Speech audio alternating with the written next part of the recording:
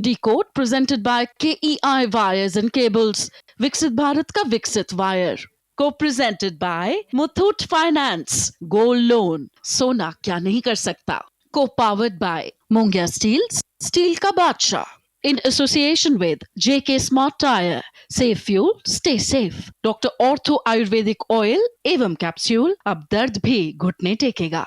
मुल्तानी पश्मीना, अपने हक का खाओ, सब कुछ पचाओ. PIMR Indore joins India's elite universities, bringing global top 20 standards. सभी पशुपालकों की पसंद, देश का नंबर 1 कपिला पशु आहार.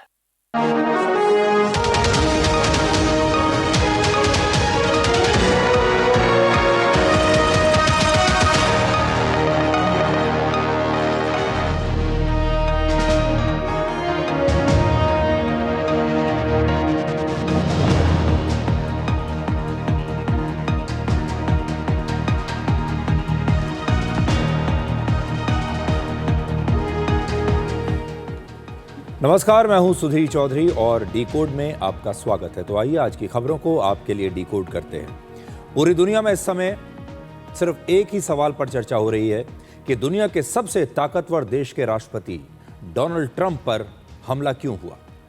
ट्रंप पर हुई फायरिंग ने सिर्फ सुरक्षा पर ही नहीं बल्कि अमेरिकी समाज की सोच पर भी एक बड़ा सवाल खड़ा कर दिया है, क्योंकि ट्रंप पर हमला करने वाला कोई पेशेवर अपराधी नहीं है बल्कि वो एक टीचर है और उसने इंजीनियरिंग की पढ़ाई की है और वो भी अमेरिका के एक बहुत बड़े इंस्टीट्यूट से वो पढ़कर निकला है।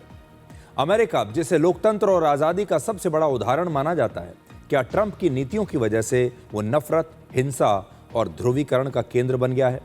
आज आपको दिखाएंगे कि कैसे अमेरिका अब यूनाइटेड नहीं बल्कि डिवाइडेड स्टेट्स ऑफ अमेरिका बन चुका है। पश्चिम बंगाल में दूसरे चरण के लिए 29 अप्रैल को 142 सीटों पर वोटिंग होगी और आज चुनाव प्रचार के आखिरी दिन प्रधानमंत्री मोदी ने कहा कि अब वो 4 मई के बाद बीजेपी के शपथ ग्रहण समारोह के लिए पश्चिम बंगाल आएंगे, जब बीजेपी वहां सरकार बनाएगी। आज हम पश्चिम बंगाल में मुस्लिम और दलित फैक्टर को आपके लिए डिकोड करेंगे। पश्चिम बंगाल में मुस्लिम और दलितों की कुल आबादी 50% है, लेकिन सबसे बड़ा वोट बैंक होने के बाद भी पश्चिम बंगाल में आज तक कोई भी दलित या मुस्लिम मुख्यमंत्री नहीं बना। आज़ादी के बाद से पश्चिम बंगाल में 99% मुख्यमंत्री उच्च जातियों से ही रहे हैं। और आखिर में हम आपको अरविंद केजरीवाल और राघव चड्ढा के बीच झगड़े का सबसे बड़ा विश्लेषण दिखाएंगे।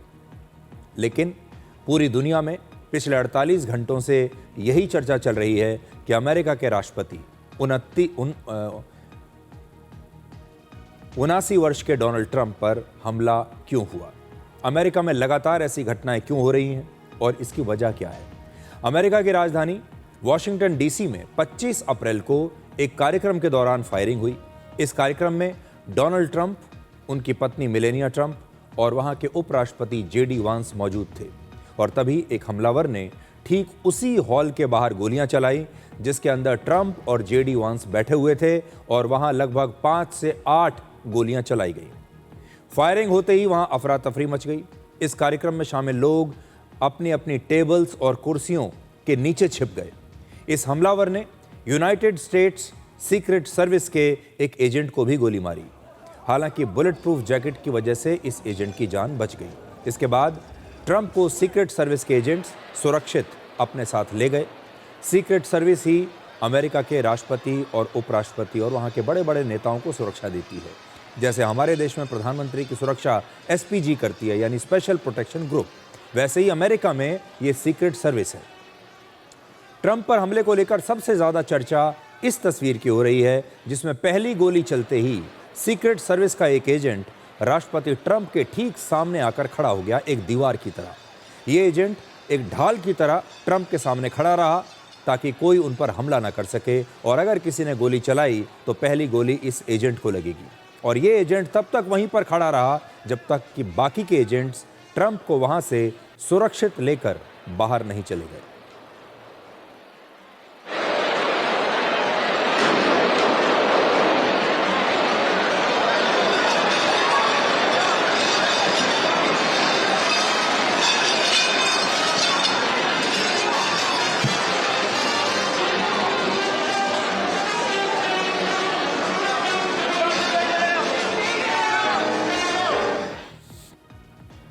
अब जरा ये जानिए कि ट्रंप पर यह हमला किया किसने।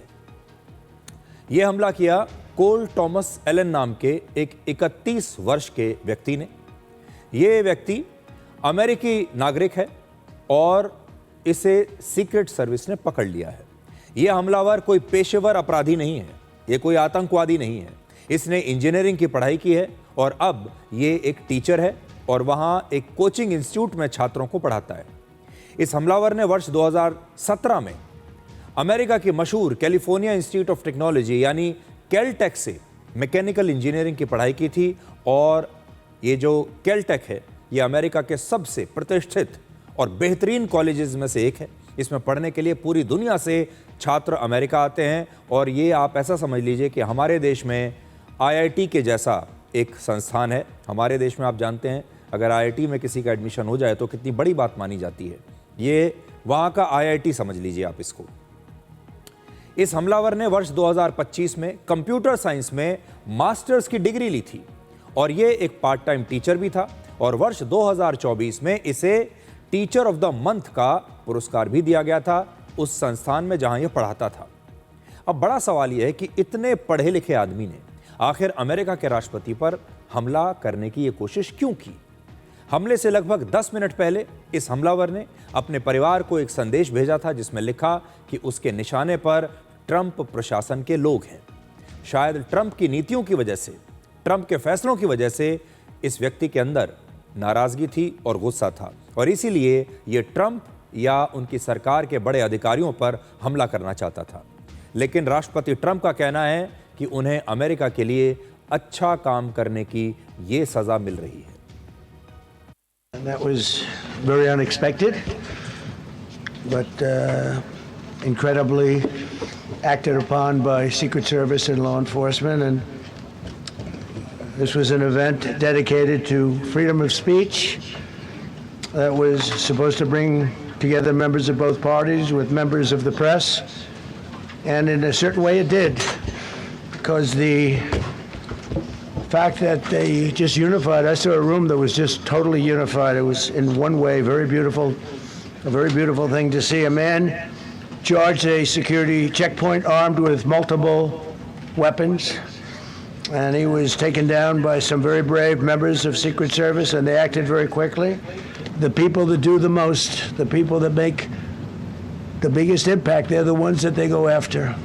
They don't go after the ones that don't do much because they like it that way. And when you look at the people that have either, whether it was an attempt or a successful attempt, they're very impactful people. अब बड़ी बात यह है कि क्या वाकई राष्ट्रपति Trump को अच्छा काम करने की सजा मिल रही है या उन्होंने अमेरिका के समाज का ध्रुवीकरण कर दिया है। ये ध्रुवीकरण जो शब्द है ये आपको भारत में तो बहुत सुनने को मिलता होगा, लेकिन अमेरिका के समाज का असली ध्रुवीकरण हो रहा है यहाँ नहीं। अमेरिका दुनिया का सबसे पुराना लोकतंत्र है। यहाँ फ्रीडम ऑफ स्पीच है, हर तरह की आज़ादी वहाँ के लोगों को मिली हुई है।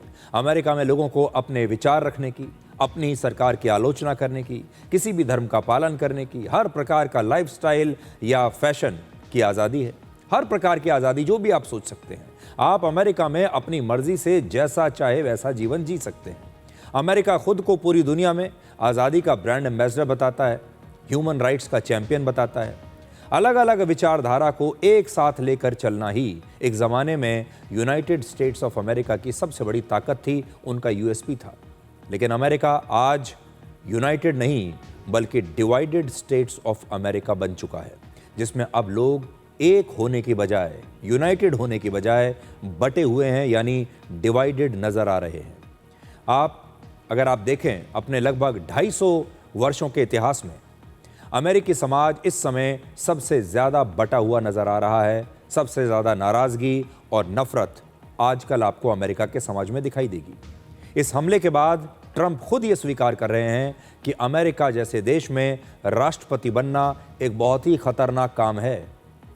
अब आप देखिए, ट्रंप खुद कह रहे हैं कि बड़ा खतरनाक काम है, इसमें तो जान भी जा सकती है। अगर आप पीछे भी इतिहास देखें, अब तक अमेरिका में अब्राहम लिंकन और जॉन एफ कैनेडी जैसे 4 राष्ट्रपतियों की उनके पद पर रहने के दौरान ही हत्या हो चुकी है। एक नहीं, 4 राष्ट्रपति। 10 ऐसे राष्ट्रपति रहे हैं अमेरिका में जिन पर सीधा हमला हो चुका है और लगभग 30 बार अमेरिका के अलग अलग राष्ट्रपतियों की हत्या करने की कोशिशें हो चुकी हैं। तो ट्रंप गलत नहीं कह रहे कि अमेरिका में राष्ट्रपति के पद पर रहना एक बहुत खतरनाक काम है, कुछ भी हो सकता है।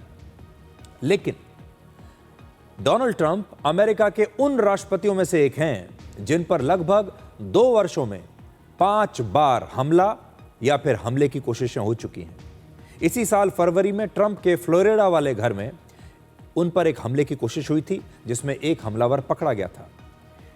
इससे पहले वर्ष 2024 में अमेरिका के पेंसिल्वेनिया में चुनाव प्रचार के दौरान ट्रंप पर एक और जानलेवा हमला हुआ था जिसमें ट्रंप बाल बाल बच गए थे और तब हमलावर की गोली उनके कान को छूकर निकल गई थी। आपको याद होगा, बाल बाल बचे थे। यानी अमेरिका में ट्रंप के खिलाफ नफरत और गुस्सा अब लगातार बढ़ता जा रहा है और इसीलिए उन पर होने वाले हमलों की संख्या अब लगातार बढ़ रही है। जो नया हमला हुआ है, मैं बार बार आपको यही बता रहा हूं, यह कोई आतंकवादी नहीं था, यह कोई पेशेवर अपराधी भी नहीं था। एक अमेरिका का बहुत ही पढ़ा लिखा नागरिक है जो अमेरिका के बेहतरीन इंस्टीट्यूट से जिसने इंजीनियरिंग की पढ़ाई की है और अब छात्रों को कोचिंग देता है, पढ़ाता है कोचिंग इंस्टीट्यूट में। वो व्यक्ति इस हद तक आ गया कि उसने इस हमला करने के बारे में सोच लिया। तो क्या इसकी वजह खुद डोनाल्ड ट्रंप की नीतियां हैं? ट्रंप ने मेक अमेरिका ग्रेट अगेन, मागा, ये नारा दिया था कि हमें अमेरिका को फिर से महान बनाना है, जिसमें गैर अमेरिकियों को खास तौर पर निशाना बना गया। जो इमिग्रेंट्स थे, जो बाहर से आए हुए हैं, उन्हें निशाना बनाया गया और ऐसे मुद्दों पर आक्रामक विचार और एक्शन लिए गए। इससे अमेरिका के समाज में नफरत बढ़ गई, टकराव बढ़ गया और ध्रुवीकरण, ये सब कुछ बढ़ने लगा। ट्रंप को इसका चुनाव में तो बड़ा फायदा हुआ, उन्हें वोट मिल गए, लेकिन उनकी यही कट्टर नीति अब उन्हीं पर भारी पड़ रही है। खास तौर पर ईरान युद्ध के बाद अब ट्रंप के समर्थक भी उनसे नाराज हैं, क्योंकि अब अमेरिका में ऊर्जा का संकट है और महंगाई लगातार बढ़ रही है, अर्थव्यवस्था पीछे की तरफ जा रही है। ऐसे में अमेरिका के लोग अब सड़कों पर निकलकर बड़ी संख्या में ट्रंप के खिलाफ विरोध प्रदर्शन कर रहे हैं। सबसे बड़ी चिंता यह है कि ट्रंप अमेरिकी समाज के इस बंटवारे को खत्म करने की बजाय इसे और बढ़ाने की कोशिश कर रहे हैं।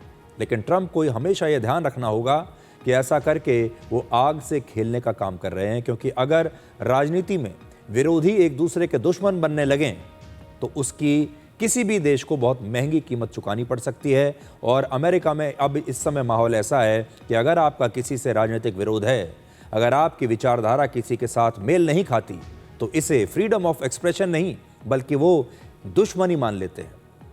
इससे पहले ऐसा नहीं होता था। अगर आपकी विचारधारा अलग है, अलग अलग पार्टियों में है, आपके विचार मेल नहीं खाते, तो भी अमेरिका में सौहार्द बना रहता था। लेकिन अब अमेरिका का माहौल, अब वहाँ का समाज इतना बढ़ चुका है, इतना ध्रुवीकरण हो चुका है कि अगर अब आपके विचार मेल नहीं खाते तो वहाँ पर एक दूसरे के साथ दुश्मनी हो रही है। अब आपको आज ये भी जानना चाहिए कि अमेरिका का 33,000 करोड़ रुपए का सुरक्षा कवच कैसे फेल हो गया। ट्रंप की सुरक्षा करने वाली एजेंसी, जिसका नाम है यूनाइटेड स्टेट्स सीक्रेट सर्विस, इसका वर्ष 2027 के लिए जो बजट पास हुआ है वो है लगभग 33,000 करोड़ रुपए और यह अमेरिका की सबसे महत्वपूर्ण सुरक्षा एजेंसियों में से एक है। वर्ष 1865 में सीक्रेट सर्विस की स्थापना नकली नोटों को पकड़ने के लिए की गई थी, लेकिन वर्ष 1901 में तत्कालीन राष्ट्रपति विलियम मैकनेले की हत्या के बाद वर्ष 1902 में सीक्रेट सर्विस को अमेरिकी राष्ट्रपति और बड़े बड़े नेताओं की सुरक्षा की फुल टाइम जिम्मेदारी दे दी गई। इसके अलावा ये आर्थिक अपराधों की जांच भी करती है और इसमें लगभग 8,300 एजेंट्स, ऑफिसर्स और कर्मचारी हैं और इसका सबसे बड़ा लक्ष्य है अमेरिका के राष्ट्रपति को किसी भी खतरे से बचाना, अमेरिका के राष्ट्रपति की रक्षा करना। 30 मार्च 1981 को वॉशिंगटन डीसी में एक होटल के बाहर तत्कालीन राष्ट्रपति रोनाल्ड रेगन पर जॉन हिंकले नाम के एक हमलावर ने 6 गोलियां चलाई थी, जिसमें एक गोली राष्ट्रपति रेगन को लगी और जैसे ही गोलियां चली, सीक्रेट सर्विस के एक एजेंट खुद राष्ट्रपति रेगन के ढाल बन गए और इस कोशिश में इस एजेंट को गोली लग गई, लेकिन राष्ट्रपति की तब जान बच गई थी। सीक्रेट सर्विस को एक ऐसी ट्रेनिंग दी जाती है कि अगर राष्ट्रपति पर कोई खतरा हो तो वो राष्ट्रपति के सामने आकर खुद खड़े हो जाते हैं, और उन्हें बचा लेते हैं।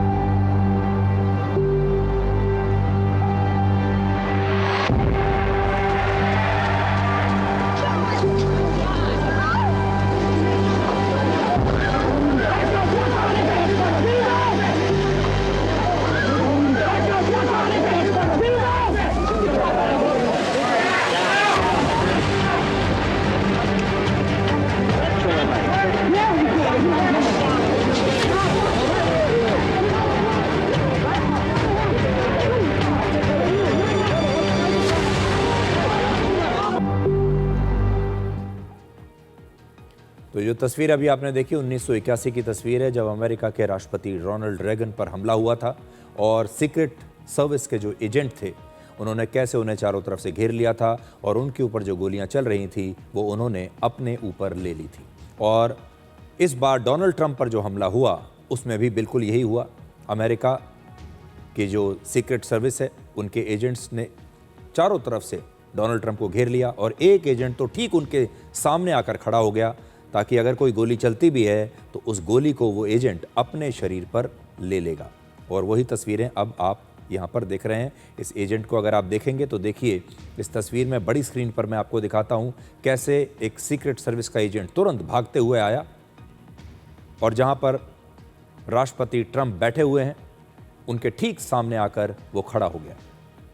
तो ये है सीक्रेट सर्विस आपके लिए। अमेरिका में ऐसे हमलों की एक वजह यह भी है कि वहाँ के संविधान में ही लोगों को हथियार रखने का अधिकार दिया गया है। इसलिए अगर आप अमेरिका में किसी भी व्यक्ति को देखें और उसके पास आपको गन मिल जाए तो वहाँ पर कोई ऐसी बड़ी बात नहीं है।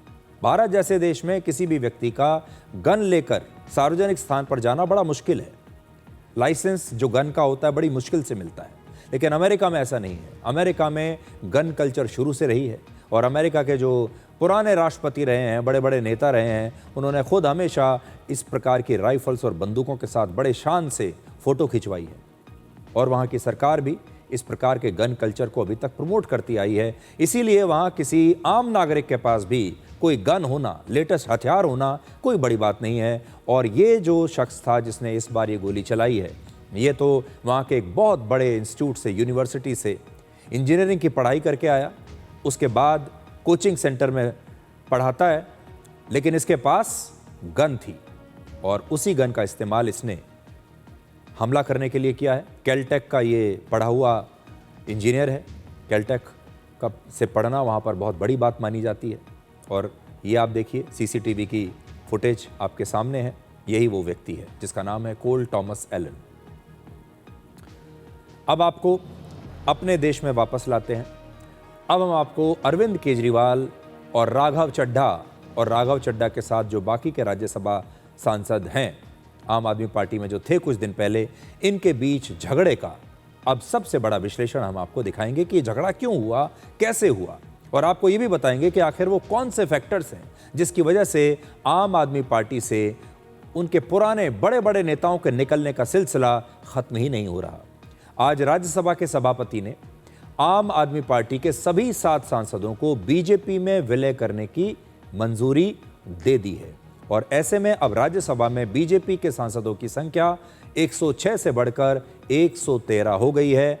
आप यहां पर देख सकते हैं राज्यसभा में 245 सांसद हैं, जिनमें से अब बीजेपी और एनडीए के जो सांसद हैं उनकी आधे से भी ज्यादा संख्या हो गई है। एनडीए के राज्यसभा सांसदों की संख्या बढ़कर अब 147 हो चुकी है। ये पूरा इक्वेशन आपके सामने है। राघव चड्ढा ने जब से आम आदमी पार्टी छोड़ी है, आम आदमी पार्टी के तमाम नेता उन्हें गद्दार कह रहे हैं, धोखेबाज कह रहे हैं। उनके अलावा बाकियों को भी, हरभजन सिंह को भी गद्दार कहा जा रहा है। हरभजन सिंह के घर के बाहर किसी ने दीवार पर गद्दार लिख दिया। राजनीति और पत्रकारों का एक वर्ग राघव चड्ढा पर लगातार हमले कर रहा है। सोशल मीडिया पर उन्हें लगातार ट्रोल किया जा रहा है और उनके फॉलोअर्स की संख्या लगातार कम हो रही है, या आप ये कह लीजिए कि फॉलोअर्स को लगातार कम किया जा रहा है। जबकि राघव चड्ढा के साथ साथ 6 और सांसदों ने भी आम आदमी पार्टी छोड़ दी है। लेकिन ऐसा लगता है कि राघव चड्ढा से थोड़ा ज़्यादा बदला लिया जा रहा है, क्योंकि असल में वो सबसे बड़े पोस्टर बॉय बन गए थे अरविंद केजरीवाल के विरोध के। आज राघव चड्ढा ने एक अपना वीडियो बनाया है जिसे उन्होंने सोशल मीडिया पर पोस्ट किया, जिसमें उन्होंने कहा कि उन्होंने आम आदमी पार्टी क्यों छोड़ी, दुनिया को बताने की कोशिश की है। उनका कहना है कि आम आदमी पार्टी में माहौल बड़ा टॉक्सिक हो गया था, यानी बड़ा जहरीला माहौल हो गया था, और अब पार्टी अब कुछ भ्रष्ट लोगों के हाथों में फंसकर रह गई है। आज राघव चड्ढा वापस आए हैं सोशल मीडिया पर, थोड़ा स्पष्टीकरण दे रहे हैं, खास तौर पर जो युवा हैं उन्हें बता रहे हैं कि वो बीजेपी में क्यों आए। आज ये पार्टी वो पुरानी वाली पार्टी नहीं रही। इस पार्टी में आज एक टॉक्सिक वर्क एनवायरनमेंट है। आपको काम करने से रोका जाता है, पार्लियामेंट में बोलने से रोका जाता है, और ये पॉलिटिकल पार्टी आज चंद करप्ट और कॉम्प्रोमाइज लोगों के हाथ में फंसकर रह गई है, जो अब देश के लिए नहीं, अपने निजी पर्सनल फायदे के लिए काम करते हैं। पिछले कुछ सालों से मैं ये फील कर रहा था that perhaps I am the right man but in the wrong party. एक आदमी गलत हो सकता है, 2 आदमी गलत हो सकते हैं, लेकिन 7 लोग गलत नहीं हो सकते। और वो अनगिनत लोग जो एजुकेटेड एरुडाइट लोग थे, जो इस पॉलिटिकल पार्टी के सपने के साथ जुड़े थे, वो तमाम लोग जो इस पार्टी को छोड़ के चले गए, क्या वो सारे गलत हो सकते हैं?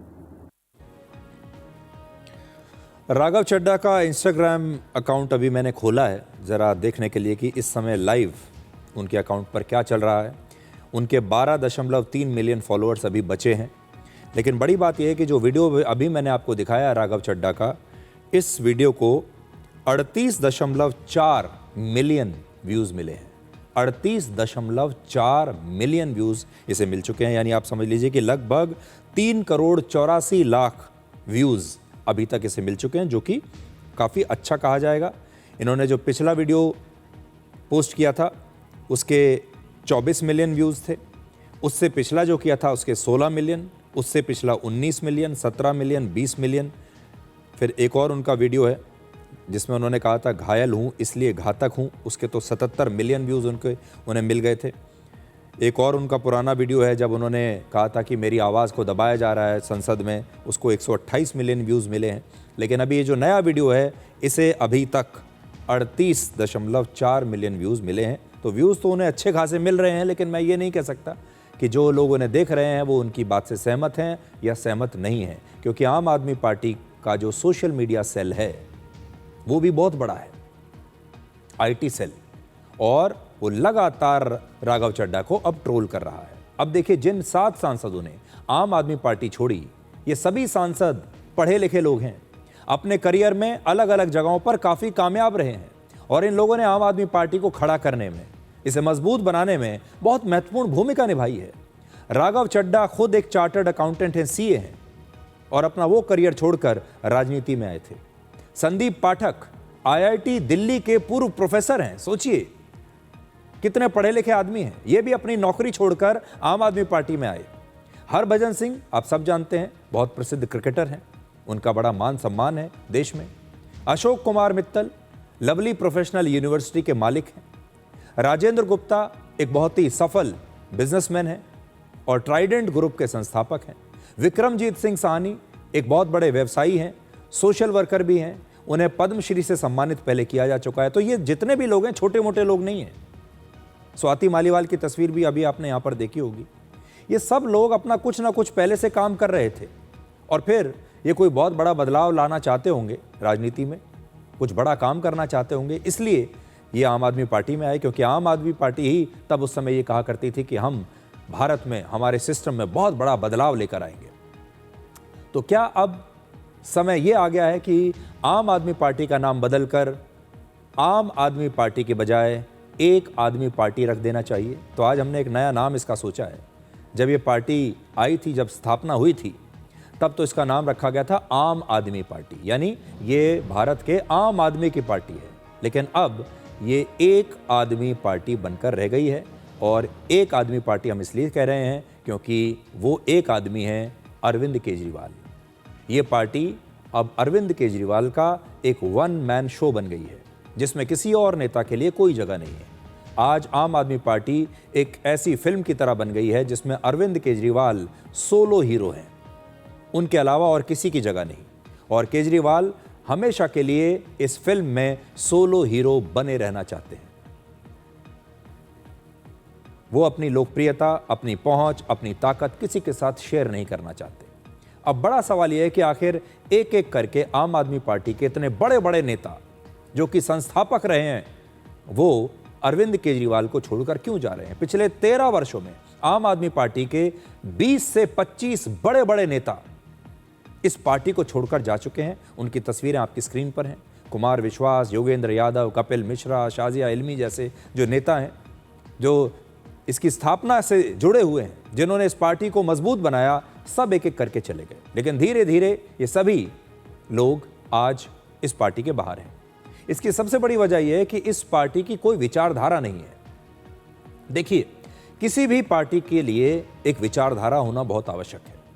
अगर आप देखेंगे बीजेपी एक विचारधारा के लिए जानी जाती है, विचारधारा वाली पार्टी है, चाहे किसी को पसंद आए या ना पसंद आए, लेकिन विचारधारा है।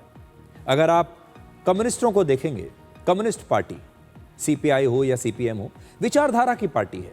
उनके काडरों की एक विचारधारा है, उनकी एक खास सोच है। किसी को अच्छी लगे ना लगे अलग बात, लेकिन एक विचारधारा पर काम करते हैं। यहां तक कि कांग्रेस की भी कुछ वर्षों पहले तक, कुछ दशक पहले तक एक विचारधारा हुआ करती थी। वो भी आप कह सकते हैं कि कुछ समय पहले तक एक विचारधारा वाली पार्टी थी। लेकिन आम आदमी पार्टी की कौन सी विचारधारा है? आम आदमी पार्टी की पहचान क्या है? आम आदमी पार्टी ने इस देश में कौन सा बड़ा बदलाव किया है, जबकि वादा यही करके आए थे। यह पार्टी भ्रष्टाचार के खिलाफ बनी थी, परिवारवाद जैसे मुद्दों के खिलाफ बनी थी। अरविंद केजरीवाल ने जिन जिन नेताओं और पार्टियों पर भ्रष्टाचार के बड़े बड़े आरोप लगाए, उस समय वो लिस्ट बनाते थे, कहते थे कि ये सारे भ्रष्ट नेता हैं। जिन जिन नेताओं पर परिवारवाद के आरोप लगाए, जिन पार्टियों को उन्होंने देश की सबसे भ्रष्ट पार्टियां बताया, बाद में उन्हीं पार्टियों के साथ हाथ मिला लिया, उन्हीं पार्टियों के साथ चुनाव लड़े, उन्हीं के साथ लंच किए, उन्हीं के साथ डिनर किए। जिन पार्टियों का विरोध करके इस राजनीति में आए, लोगों को यह कहकर कि मैं सब बदल दूंगा, मैं बिल्कुल अलग हूं, अब उन्हीं पार्टियों के राजनीतिक मंच पर वोट मांगने के लिए जाते हैं। जिन नेताओं को उन्होंने भ्रष्ट बताया, आजकल उनसे गले मिलते हैं और उनके लिए चुनाव प्रचार करते हैं। इससे पता चलता है कि आम आदमी पार्टी की कोई विचारधारा है ही नहीं और इस पार्टी की पहचान एक अवसरवादी पार्टी के तौर पर अब बन गई है। जिन लोगों ने आम आदमी पार्टी को छोड़ा, उन सभी की मांग थी कि भ्रष्टाचार को लेकर जीरो टॉलरेंस होनी चाहिए, लेकिन भ्रष्टाचार पर अब आम आदमी पार्टी में कोई कार्रवाई ही नहीं होती। तो जीरो टॉलरेंस की बात करती थी, अब जीरो एक्शन होता है। केजरीवाल कहते थे कि वो भ्रष्टाचार पर जीरो टॉलरेंस रखेंगे, लेकिन जब वो खुद जेल गए भ्रष्टाचार के मामले में, तो मुख्यमंत्री के पद से इस्तीफा देने से साफ इनकार कर दिया कि पद तो नहीं छोड़ूंगा मैं। केजरीवाल हमेशा कहते थे वो कभी सिक्योरिटी नहीं लेंगे, सरकारी गाड़ी नहीं लेंगे, सरकारी बंगला नहीं लेंगे, हमेशा आम आदमी की तरह रहेंगे। लेकिन आज आप उनकी सुविधाएं देखिए, आज वो जिस बंगले में रहते हैं ज़रा देखिए, जिन गाड़ियों में चलते हैं ज़रा देखिए, उनकी गाड़ियों का काफिला ज़रा देखिए। उन्होंने जब दिल्ली में अपना शीश महल नाम का घर बनवाया आलीशान महल की तरह, तो ज़रा उस महल की तस्वीरें देखिए। तो एक बड़ी मशहूर कहावत है कि काठ की हांडी बार बार नहीं चढ़ती, और ऐसा ही कुछ अरविंद केजरीवाल की राजनीति के साथ भी हो रहा है। अरविंद केजरीवाल हमेशा आम आदमी बनने के लिए एक खास तरह की राजनीति करते रहे, जो लोगों को आकर्षित करती थी, एक ज़माने में करती थी, लेकिन अब लोग इस राजनीति को बहुत अच्छी तरह से समझ चुके हैं। और यही वजह है कि अब आम आदमी पार्टी ना तो आम रही और ना ही केजरीवाल आम लोगों के नेता रहे। आम आदमी पार्टी वैसे तो आंदोलन से खड़ी हुई थी, लेकिन इस पार्टी में भी अब परिवारवादी पार्टियों की तरह राजनीति का एक सेट सिस्टम बन चुका है। केजरीवाल की राजनीति की खास बात यह है कि जब किसी चुनाव में आम आदमी पार्टी हारती है तो दोष किसी और को दे दिया जाता है, लेकिन जब पार्टी जीतती है तो सारा श्रेय अरविंद केजरीवाल अपनी लोकप्रियता को देते हैं, अपनी रणनीति को देते हैं और सारा श्रेय वो खुद रख लेते हैं। उदाहरण, दिल्ली चुनाव में जब आम आदमी पार्टी की जबरदस्त हार हुई तो उसके लिए केजरीवाल ने अपने आप को दोषी नहीं ठहराया, बल्कि संदीप पाठक को दोषी ठहराया। अब संदीप पाठक भी आम आदमी पार्टी छोड़कर बीजेपी में शामिल हो चुके हैं। संदीप पाठक एक ज़माने में अरविंद केजरीवाल के बड़े खास होते थे, उन पर बड़ा विश्वास करते थे, लेकिन जब दिल्ली में पार्टी हारी तो उन्होंने संदीप पाठक को न सिर्फ दोष दिया बल्कि उनसे थोड़ी दूरी बनाकर रखने लगे। धीरे धीरे धीरे उन्हें अपने से दूर कर दिया। संदीप पाठक को समझ में आ गया कि अब ये वो केजरीवाल नहीं रहे। केजरीवाल ने अपनी राजनीति में एक अलग फॉर्मूला बना लिया जिसमें वो भारत के संविधान को चुनौती देते हैं, भारत की न्याय व्यवस्था को चुनौती देते हैं, भारत की अदालतों को चुनौती देते हैं, भारत में जो चुनाव हो रहे हैं उन्हें चुनौती देते हैं। आज वो भारत में किसी चीज़ से खुश नहीं। आज उन्होंने आज ही कहा है कि वो शराब घोटाले के मामले में दिल्ली हाई कोर्ट की जज जस्टिस स्वर्ण कांता शर्मा की अदालत में अब ना तो खुद पेश होंगे और ना ही उनकी तरफ से उनका वकील हाई कोर्ट में पेश होगा। और हाई कोर्ट जो भी फैसला सुनाएगा, केजरीवाल उस फैसले के खिलाफ अब सुप्रीम कोर्ट में अपील करेंगे। हाई कोर्ट का यह अपमान है, भारत की न्याय व्यवस्था का अपमान है। अब सोचिए, आज केजरीवाल को हाई कोर्ट पर भी यकीन नहीं रहा, हाई कोर्ट की जज पर यकीन नहीं है उनको। ऐसे में आगे चलकर वो ये भी कह सकते हैं कि अब उन्हें सुप्रीम कोर्ट के जजों की निष्पक्षता पर भी विश्वास नहीं रहा। तब आप क्या करेंगे जब वो कहेंगे कि अब मुझे सुप्रीम कोर्ट की निष्पक्षता पर भी विश्वास नहीं है, अब मैं उन पर भी सवाल उठाऊंगा। केजरीवाल ने इस तरह से देश के तमाम आरोपियों के लिए, देश के तमाम अपराधियों के लिए, जिन पर बड़े बड़े केस चल रहे हैं, बड़े बड़े स्कैम जिन्होंने किए हुए हैं, सबके लिए एक नया रास्ता केजरीवाल ने आज खोल दिया है। अब देश के तमाम बड़े बड़े अपराधी, घोटाला करने वाले लोग भी अदालतों पर सवाल उठा सकते हैं, जजों पर सवाल उठा सकते हैं और कह सकते हैं कि ये जज निष्पक्ष नहीं है, ये तो मेरे पीछे पड़ा हुआ है। भारत की राजनीति में शायद ये पहला मौका है जब कोई आरोपी खुद ये तय कर रहा है कि कोर्ट में जज कौन होगा। आपने कभी सोचा था ऐसा? कल्पना आप कर सकते हैं कि एक आरोपी जो अदालत में खड़ा है, आज वो ये तय करता है कि अदालत क्या करेगी। आज एक आरोपी तय कर रहा है कि उस अदालत में, हाई कोर्ट में कौन सा जज होगा। आरोपी ये तय कर रहा है कि मैं किस जज के सामने पेश होऊंगा और उस जज को आरोपी से सर्टिफिकेट लेना पड़ रहा है। ये कितनी बड़ी बात है। इस समय आम आदमी पार्टी में सब कुछ एक ही व्यक्ति की पसंद और नापसंद पर चलता है, इसलिए इस पार्टी की पूरी राजनीति एक व्यक्ति पर केंद्रित हो चुकी है। केजरीवाल पर पंजाब के सुपर सीएम होने के आरोप लगते हैं। अक्सर ऐसी कई तस्वीरें आती हैं जिनमें वो सुपर सीएम की भूमिका में नजर भी आ रहे हैं। अरविंद केजरीवाल लगातार दावा करते हैं कि वो पंजाब को एक मॉडल स्टेट की तरह बनाना चाहते हैं, चला भी रहे हैं। लेकिन पंजाब पर अब जरा ध्यान से सुनिएगा, पिछले 5 वर्षों में कर्जा लगातार बढ़ रहा है। वर्ष 2022 में पंजाब पर 2,61,000 करोड़ रुपए का कर्ज था और जो मार्च 2027 तक बढ़कर लगभग 4.5 लाख करोड़ रुपए के आसपास हो सकता है, यह अनुमान है। तो देखिए, मार्च 2022 में 2,61,000 लाख करोड़ का कर्ज, मार्च 2026 में 4 लाख करोड़ और मार्च 2027 में यह बढ़कर लगभग 4.5 लाख करोड़ का कर्जा पंजाब पर हो सकता है। यानी आम आदमी पार्टी के सिर्फ 5 वर्षों के शासन में पंजाब का कर्ज लगभग 60% बढ़ गया है। पंजाब सरकार को इस साल 1,26,000 करोड़ रुपए की आमदनी होने की उम्मीद है, जिसमें से 1,15,000 करोड़ रुपए सिर्फ कर्मचारियों की सैलरी, सब्सिडी, पेंशन, कर्ज और ब्याज चुकाने में ही खर्च हो जाएगा। पंजाब की आम जनता को इसमें से क्या मिलेगा, आप सोचिए। यानी पंजाब सरकार के पास एक साल में सिर्फ 11,000 करोड़ रुपए बचेंगे, जिससे उसे पूरे पंजाब के लोगों की सेवा करनी है। अब सोचिए कि सिर्फ 11,000 करोड़ रुपए में पंजाब सरकार कितनी सड़कें बना लेगी, कितने अस्पताल बना देगी, कितने स्कूल बना लेगी और आम जनता के लिए कितनी योजनाओं पर कितना ही पैसा खर्च कर लेगी। आप जरा खुद सोचिए। और पार्टी का नाम है आम आदमी पार्टी। अब हम पश्चिम बंगाल में मुस्लिम और दलित फैक्टर को आपके लिए डिकोड करेंगे। पश्चिम बंगाल में 142 सीटों पर अब 29 अप्रैल को वोटिंग होने वाली है। वर्ष 2021 में इन 142 सीटों में से टीएमसी ने 123 सीटें जीती थी, जबकि बीजेपी को सिर्फ 18 सीटें मिली थी। दूसरे चरण में जिन 8 जिलों में वोटिंग होने वाली है, उसमें 2 बड़े जिले हैं, उत्तर 24 परगना और दक्षिण 24 परगना। इन 2 जिलों में विधानसभा की 64 सीटें हैं। इसके अलावा कोलकाता की 11 सीट और हावड़ा की 16 सीटों पर भी वोटिंग होगी। इन 4 जिलों में ही पश्चिम बंगाल विधानसभा की 294 सीटों में से 91 सीटें हैं।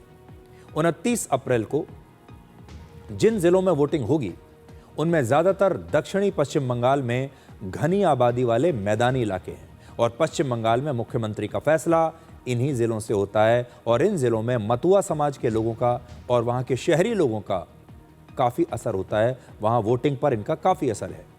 पश्चिम बंगाल में कोलकाता के पास बैरकपुर में आज प्रधानमंत्री नरेंद्र मोदी ने एक रोड शो किया। इसके बाद उन्होंने एक रैली की और कहा कि पश्चिम बंगाल के इस चुनाव में ये उनकी आखिरी रैली है।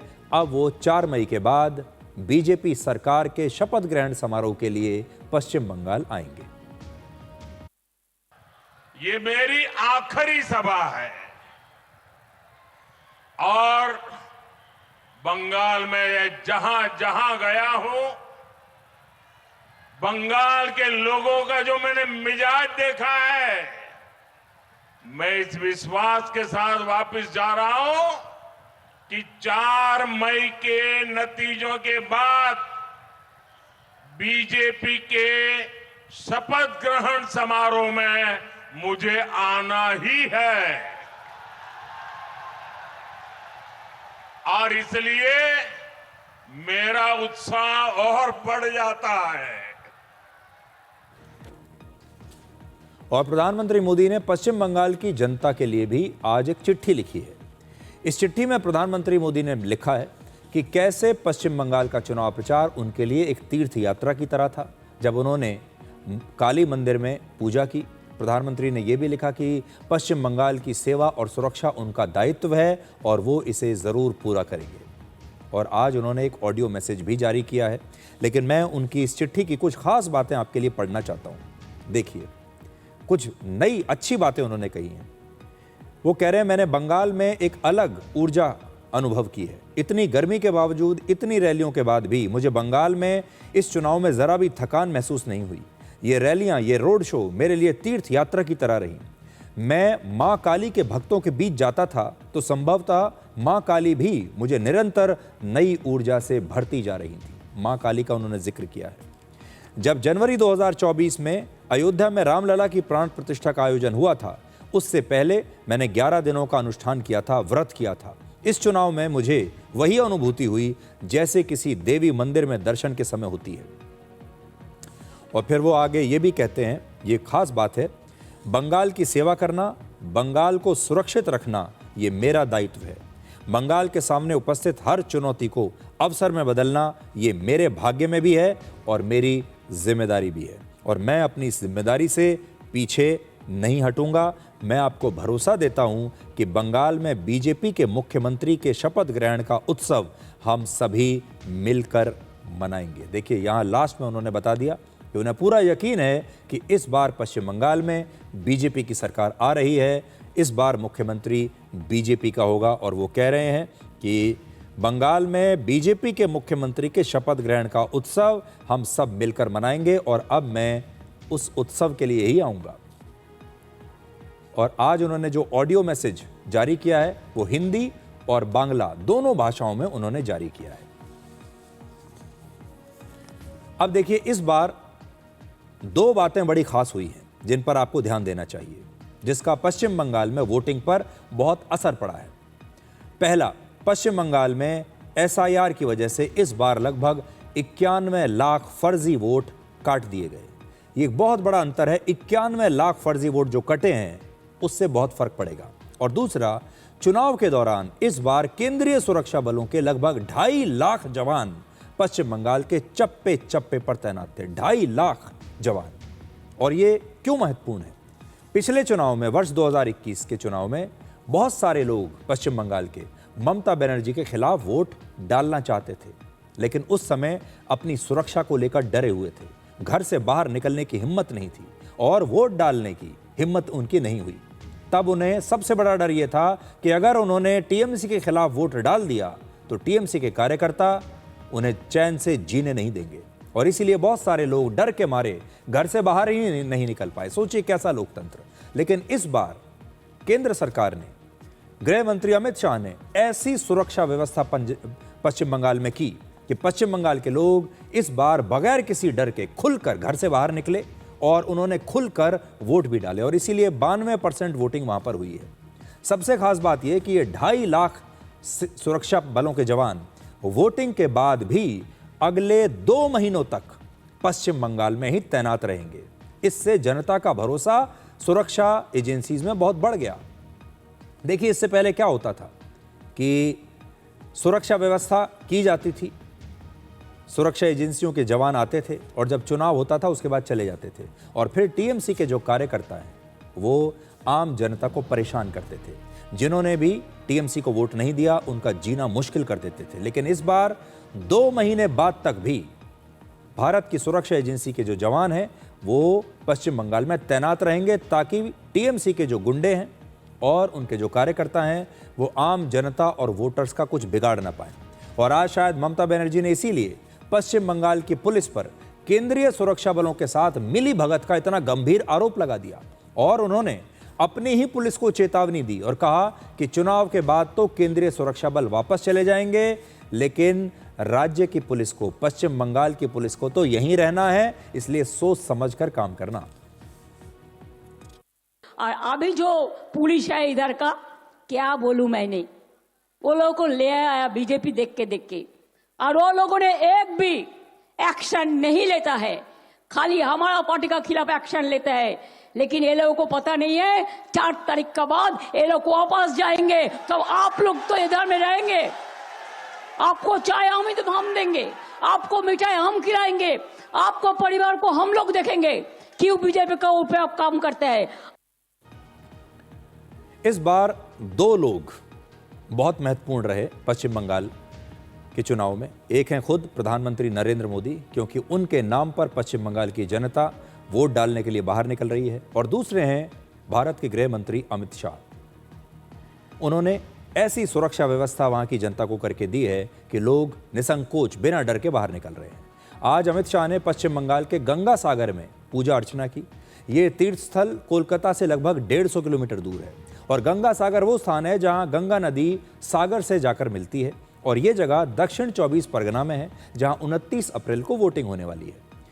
पिछले चुनाव में दक्षिण 24 परगना में बीजेपी 31 में से एक भी सीट नहीं जीत पाई थी, जबकि ममता बनर्जी ने 31 में से 30 सीटें जीती। इसलिए गंगा सागर का यह जिला बीजेपी के लिए बड़ा महत्वपूर्ण है।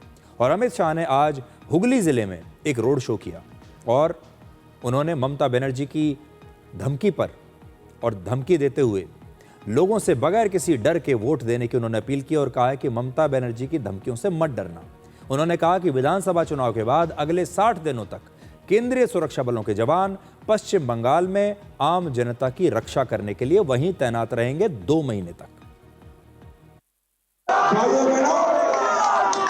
29 तारीख को बेखौफ होकर मत डालने चाहिए। बीड़ी के गुंडों की चिंता मत करिए।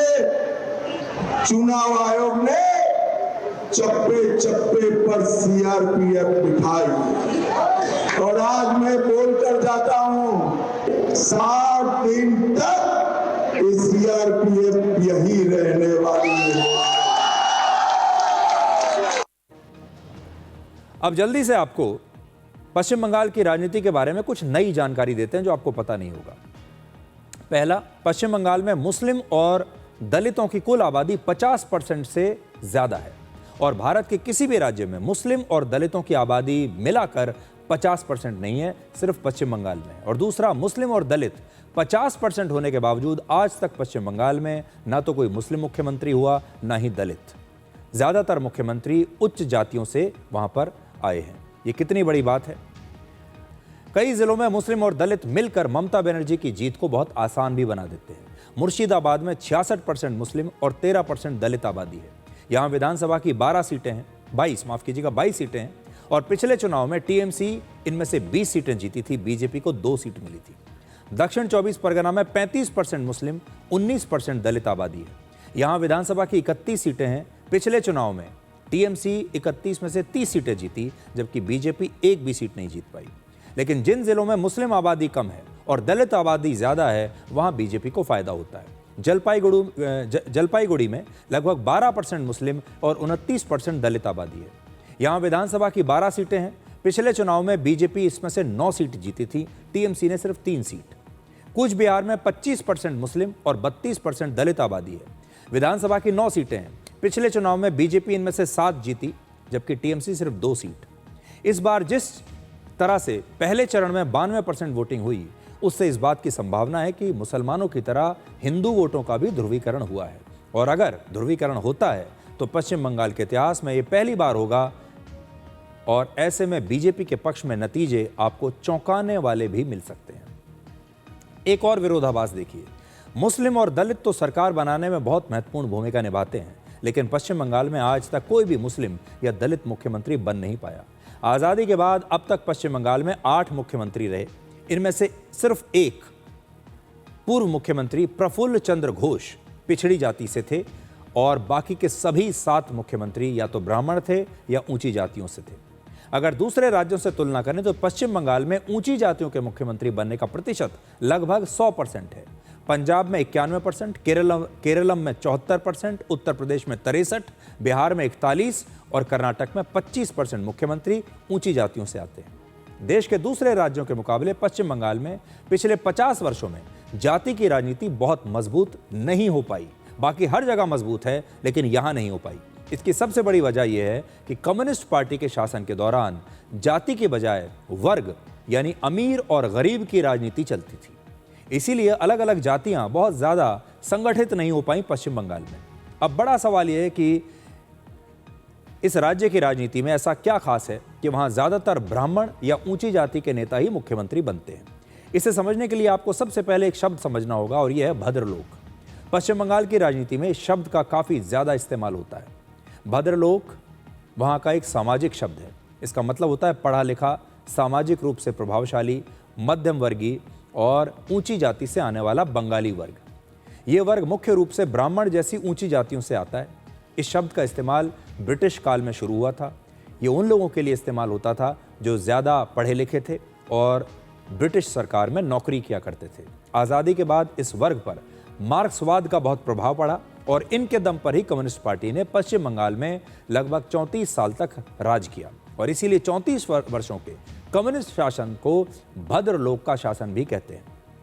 लेकिन जब ममता बनर्जी सत्ता में आई तो उन्होंने नई रणनीति पर काम किया और मुस्लिम और दलित जैसे नई समीकरण उन्होंने तैयार किए। लेकिन बीजेपी के आने से पिछले 50 वर्षों का राजनीतिक समीकरण अब बदलने लगा है, और पहली बार हिंदुत्व और राष्ट्रवाद जैसे मुद्दे पश्चिम बंगाल की राजनीति में अब उभर रहे हैं। अब वहां पर जो लोग भद्रलोक कहलाते हैं वो ज्यादातर कोलकाता और उसके आसपास रहते हैं, और इसीलिए पश्चिम बंगाल की राजनीति में कोलकाता का दबदबा सबसे ज्यादा है। अब तक इस राज्य के ज्यादातर मुख्यमंत्री कोलकाता से ही आए हैं। पश्चिम बंगाल में 8 मुख्यमंत्रियों में से 7 कोलकाता के रहने वाले थे, जबकि एक मुख्यमंत्री अजय कुमार मुखर्जी कोलकाता के बाहर से थे, सिर्फ एक। और अजय कुमार मुखर्जी मेदिनीपुर के रहने वाले थे, जबकि कोलकाता में सिर्फ 11 विधानसभा सीटें हैं, और 294 सीटों वाले पश्चिम बंगाल में ये सिर्फ 3.74% है। देश के दूसरे राज्यों से अगर पश्चिम बंगाल की तुलना की जाए तो बिहार में 100%, उत्तर प्रदेश में 95%, महाराष्ट्र में 75% और गुजरात में 88% मुख्यमंत्री राज्य की राजधानी के बाहर से आते हैं। तो इसलिए पश्चिम बंगाल बिल्कुल अलग है। अब बात करते हैं भारत में बर्थडे बैश की, जो सेलिब्रेशन से ज़्यादा अब हंगामा, शोर और हिंसा का दिन बन चुका है। जन्मदिन जो कभी सिर्फ खुशियों का दिन हुआ करता था, आज अपनी ताकत दिखाने का, अपनी लोकप्रियता दिखाने का, रील्स और वीडियोस बनाने का एक मौका बन गया है।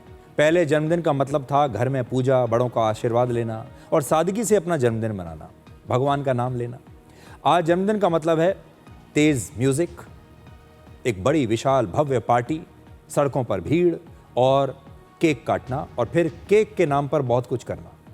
आज हम 2 घटनाओं का जिक्र करना चाहते हैं। पहला, उत्तर प्रदेश में एक जिम में एक बर्थडे पार्टी चल रही थी, और फिर जिसका बर्थडे था उसके चेहरे पर केक लगाने को लेकर झगड़ा हुआ और 3 लोगों की मौत हो गई। दूसरा, दिल्ली में एक और बर्थडे पार्टी के बाद सड़क पर हंगामा हुआ, फायरिंग हुई और 21 साल के एक लड़के की मौत हो गई। दोनों खबरें अपराध की खबर नहीं है, समाज में आ रहे बदलाव की खबरें हैं। हमारे देश में केक काटकर जन्मदिन मनाना कभी भी वैसे तो भारतीय संस्कृति का हिस्सा रहा ही नहीं, लेकिन आजकल बर्थडे सेलिब्रेशन में लोग केक खाने के लिए नहीं बल्कि चेहरे और बालों पर केक लगाने के लिए ज़्यादा आते हैं और सोशल मीडिया पर फिर इनकी तस्वीरें शेयर की जाती हैं, इनके वीडियोस बनाए जाते हैं। और यही हुआ उत्तर प्रदेश के बुलंदशहर में। यहाँ एक बर्थडे पार्टी में गोलियां चली और 3 लोगों की जान चली गई। पुलिस के मुताबिक एक जिम में 33 साल के जीतू सैनी नाम के एक बिल्डर की बर्थडे पार्टी चल रही थी। इसमें शामिल कुछ लोगों ने जीतू सैनी के चेहरे पर केक लगा दिया और सिर्फ इतनी सी बात पर इस व्यक्ति ने अपने ही पार्टी में मौजूद एक ही परिवार के 30 साल के अमरदीप सैनी, 28 साल के मनीष सैनी और 28 वर्ष के आकाश सैनी की 3 लोगों की गोली मारकर हत्या कर दी।